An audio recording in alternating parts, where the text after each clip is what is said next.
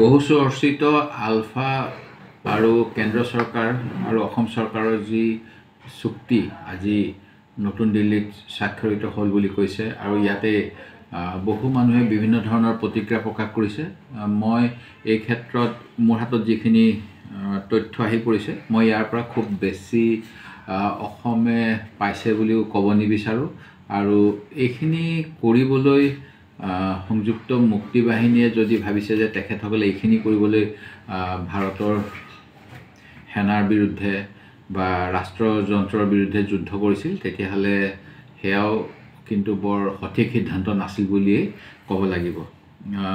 যিটো 6 জনগোষ্ঠীৰ জনজাতিকৰণৰ কথা সেই ক্ষেত্ৰত কোনো ধৰণৰ মীমাংসা হোৱা নাই বুলি কৈছে আৰু অসম চুক্তিৰ 6 নং দফা কাৰ্যকৰী কৰিবলৈ কেন্দ্ৰীয় মন্ত্ৰী অমিত শ্বাহে 2019 চনৰ পূৰ্বে এখন সমিতি গঠন কৰি দিছিল। এই সমিতিৰ প্ৰাক্তন অৱসৰপ্ৰাপ্ত ন্যায়াধীশ শৰ্মা ডাঙৰীয়াই যেনেধৰণে ইয়াৰ প্ৰতিবেদন কেন্দ্ৰ চৰকাৰৰ ওচৰত দিবলৈ গৈছিল সেই প্ৰতিবেদনত অসমৰ সকলো জাতি জনগোষ্ঠীৰ বাবে বিভিন্ন ধৰণৰ সুবিধাৰ কথা আছিল।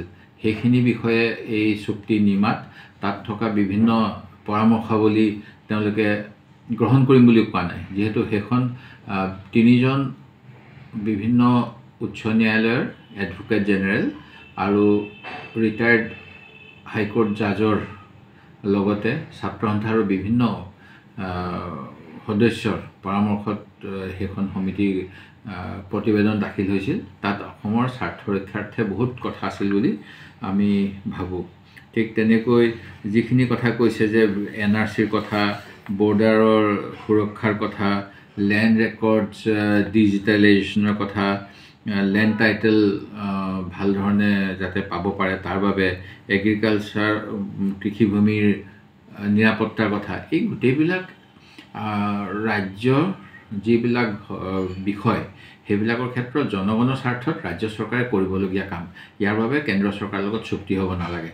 যদিহে ৰাজ্য চৰকাৰখন জনবিৰোধী হয়, ৰাজ্য চৰকাৰখন কোনো বিদেশী ৰাষ্ট্ৰৰ প্ৰভাৱৰ দ্বাৰা প্ৰভাৱিত হয়, তেতিয়াহ'লেহে কেন্দ্ৰ চৰকাৰে হস্তক্ষেপ কৰি চৰকাৰখনক সঠিক দিশত নিব লাগে। ঠিক তেনেকৈ যিবিলাক কনকাৰেঞ্চ লিষ্টৰ বা আমাৰ মানে 1 নম্বৰ লিষ্টৰ হয় সেইবিলাকৰ ক্ষেত্ৰতো কেন্দ্ৰ চৰকাৰে অসমত ছুপাৰভিজন কৰিবই লাগে যাতে তেওঁলোকৰ প্ৰজেক্টখিনি ভালকৈ হয়।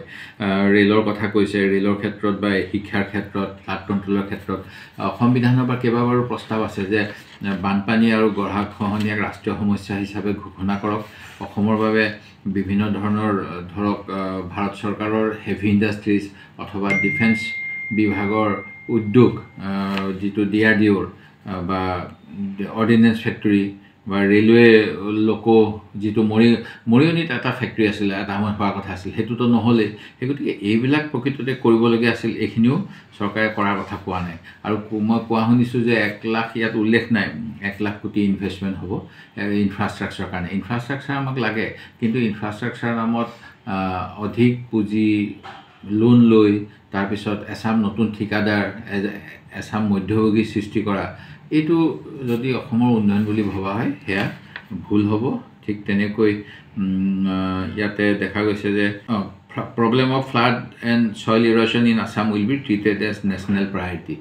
নেশ্যনেল কেলামিটি হ'ব লাগে আৰু ইয়াৰ ক্ষতিপূৰণ দিয়াৰ ব্যৱস্থা কৰিব লাগে আৰু ইয়াৰ সমস্যা সমাধানৰ চেষ্টা কৰিব লাগে।